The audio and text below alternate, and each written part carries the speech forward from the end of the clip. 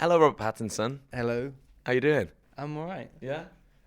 There's people over here. There's people here. This is my entourage here. They've got some good questions for you. Do you know how they won the opportunity to meet you? No, I have no Did you idea. hear about this? We got them to recreate their favourite moment of Twilight, their favourite scene, into like a minute-long film. So it wasn't just like text in. This is like dedication. Oh, that's really cool. Do you have? Can I see them? Yeah, we're going to email you them all. Okay. Is that all right? Or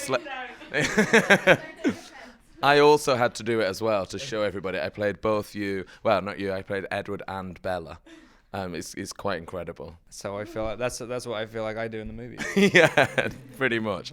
So we're going to talk about your new movie, which is Twilight Breaking Dawn Part 2. Quite the title, quite a lengthy one, it's the final installment. How does it feel to be sort of sat here doing the press and talking about it for the last time? It's a little bit frightening. Yeah. Yeah, just a thing. Are you going to be okay after this? I don't know. I've got 5 days and that's it. Uh-huh. So I don't know. Yeah, maybe I'll be a completely different person afterwards. And I guess it's been such a huge part of your life. It must be quite weird to know that it's the end of that chapter in your life now. Yeah, it's kind of, I mean, it's funny just to fall into something and then everything changes, and then, like to a massive extent, and then, just to think that it's done, I genuinely don't know what I'm going to do with myself. Yeah. I've got to do it again. I've got to start doing it. Yeah, you need a new saga. Yeah. Why do they call it a saga? It just reminds me of old people. Yeah, it really does, yeah. The saga. Maybe you could do like saga adverts or something like that. In time. But an incredible movie. What do you think your favourite part of the movie was? We quite like the Irish vampires. Everyone loves the Irish vampires. It's like, just to make sure we get a bit of red wig on them. Yeah. They're Irish. They only wear green. All of them. Was there anything really difficult in the film that you had to do, like battle scenes? Was there a particularly tough part? And did you have to do that thing which I've seen only on TV shows where you're acting with nothing? Oh yeah, I feel like that in everything. You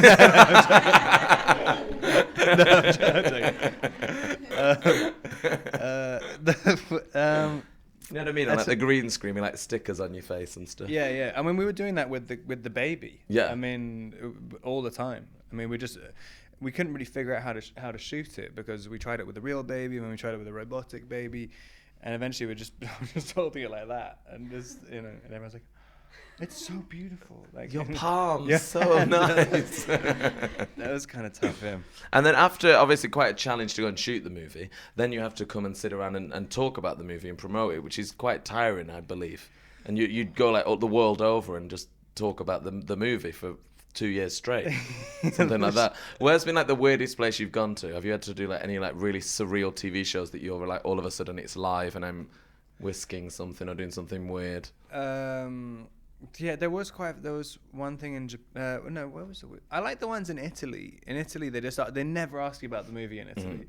Mm. They'll ask you about like contemporary Italian politics. And stuff. I mean, I don't know. It's really strange. They'll look at anyone who's been in a movie and they'll be like, "I want to know your opinion on this. Give me your opinion." I'm like, "I don't have an opinion on anything." I don't know. Literally, please don't. I just have to deal with it afterwards. Yeah, it's gonna be like that forever. It's true though. When you go to like Spain or Italy, like TV's insane there. Like I have no idea what's going on. Mainly because it's in Spanish or in Italian. But like the concept, you always like see someone like cooking or something weird, like you say, or like politics. It's nothing to do with anything. Yeah, in Japan, they sometimes have quite a few odd little things. There was a girl where you had to pretend, but there was a fly flying around. Mm-hmm. And that was part of the interview. We did it for about a minute and a half. Scrap the fly question. Yeah, and no go on flies. She'll just sit there making a fly noise, and we would all be like, uh-huh. Okay. Completely normal thing to be asked to do. Good impression of a fly. Yeah. And how is it when you have to do like interviews with everyone else and you get to go and do it with Kristen and with Taylor? Is that easier or is it harder? Because if I had to do like press and it was me and you in a film, I'd just let you do all the talking. They have so much more to say. Uh-huh. But they get angry at me because I keep saying stupid answers to everything. And like the fly thing. Like, I don't even know what the movie's about. And they'll sit there being like, well, it's really, really blah, blah, blah, blah. They're good at it, the Americans, though, aren't they? I'm so bad at it. I don't know, I'm like, they're real sincere, aren't they? They're so good at it. And the premiere's tonight, which all these ladies are going to be at the premiere as well tonight. How is it when you get there and you get out of the car and everyone's, screaming your name and your face is giant on a big cinema? Does that ever feel normal? Because there's been a lot of films now where you've had to do that, but does it feel still weird? it is a little weird, and it's like I always have when the first step you get out of the car. Like I never figured out how people tuck their shirt in. Yeah, or pull it down. Yeah, because it sort of rises in the car. Yeah, and so I'll get out, and so every single time I get out, I've got to have I look like I'm putting my hand down my pants. Like, but you're not. The first every premiere, that's the first photos. I've always got my hand in my pants. Okay, maybe don't do that tonight. Don't do that, ladies, tonight. That's tits, hands up. It's like embarrassing this. as well because I tuck my shirt into my underwear. So. To like really getting it. And is it terrifying when you're there and you have to do the red carpet and have pictures, or are you completely used to that now? I never know what to do if I have to go to those things. Yeah, I mean, you have to keep. I think the speed is the most important thing because, people want to kind of go crazy and you want to kind of create the frenzy. Because if you stay in the same place for too long, it becomes very, very awkward when someone's just been screaming in your face and you stand there. But after half a second, if they're still screaming, it becomes very strange very quickly. And if you stand there for 5 seconds and someone's with this close, then you're just screaming. Eventually we're like. Oh, okay. This isn't, what are we doing? Over it now. And obviously, very dedicated fans to you and to the film. Was there anyone when you were younger that you had that level of dedication to or obsession with? Jet from Gladiators. Did you? Yeah. Did you love Jet? I went for my 10th birthday. Oh, really? And it was the biggest day of my life. I loved it. I had Jet's autograph. I even got the contestants' autographs, which was just like Dave from Blackpool. I was supposed to, I did a dog beauty show when I was probably about 10 as well, and Jet was supposed to be judging it, and she didn't turn up. No way! Yeah. How dare she? And that was my first. It scarred it scarred me with women. I don't trust women anymore. Because of Jet. Nice one, Jet. And is there anyone that you were a fan of when you were younger now that you've gone on to meet, going to premiere, going to the Oscars or anything? Is there anyone that you've met and you thought, oh, that's quite cool on a Jet level? I met Stevie Nicks last night, which was kind of amazing. That's really cool. And she's a massive Twilight fan. She No way. talked to me about She said the last Twilight movie inspired her whole album. This album. What? I was like, what is going on? And she was genuinely a fan. Yeah. And that was kind of amazing. Yeah, That's I was kinda not weird. expecting that as well. Yeah, not from Stevie Nicks. Well, should we have some questions from our winners? Are you I ready? want to see your films. Yeah. Oh, yeah, we'll have to send them to you. We'll have to do it.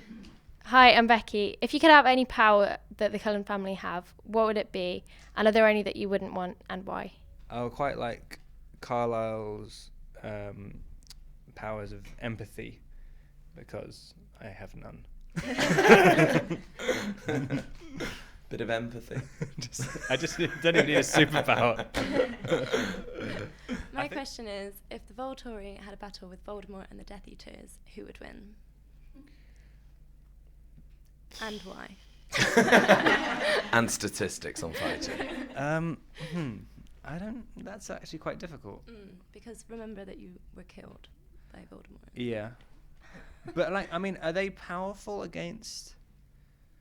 God, I'm going to reveal my ignorance of both series now. I don't know. They seem to. I don't know. I think that the Voldemort could kind of. He seems like he'd probably win. I think.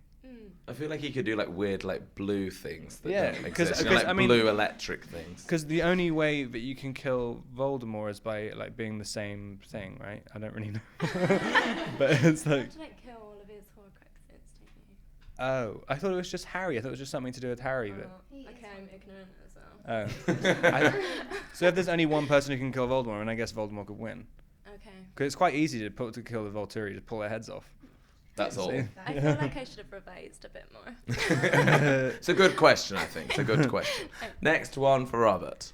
Hey, I'd like to be an actress when I'm older, and I was wondering what would be your top 2 tips to be successful. You should do it as much as you can. and yeah, just like join drama clubs and stuff, Yeah. and never speak when you're off stage ever. Like if someone goes up and like talks to you about your performance, just be like, yeah, and just act really weird. Okay. and people will be like, that's so interesting. Like, it works really well. Sounds good. Man, she's so deep. Hi, I'm Sophie. I was just wondering, what's the like most extreme thing that a fan has ever done to you? I saw this girl had a tattoo. She's like tattooed, Edward's face on herself, but it didn't look anything like it. I thought that was kind of amazing. I mean, it could have literally just been some random guy. Like, she showed it to me. She was like, look what I've done. I'm like, what have you done? Why would you do that? Hi, I'm Iona. I was wondering, if you could have directed any of the scenes in Breaking Dawn Part 2, which ones would you have directed and why? I would quite like to direct the sex scene. I shouldn't maybe say that. I just realised what I was saying as it was coming out. Yeah, maybe think of another one because I don't want to elaborate on that. How is like a romantic scene or like a kissing scene on set? Is it embarrassing? It's quite difficult. Yeah. Like, kissing is harder than love-making scenes, I think, because generally you have to get really in there for a kissing scene, and you're like, I mean, it's not. You can't kiss like normally kiss. It's like weird. Yeah. And also, do you know in movies they come get like really, really close, they're really fast. That's impossibly hard to do. Like especially if you do it. I mean, you got a 1 in 3 chance of like smashing someone's tooth out. And everybody always wants to do it really quick, and it smushes your nose up and your lip up in your eyeball. It's really hard.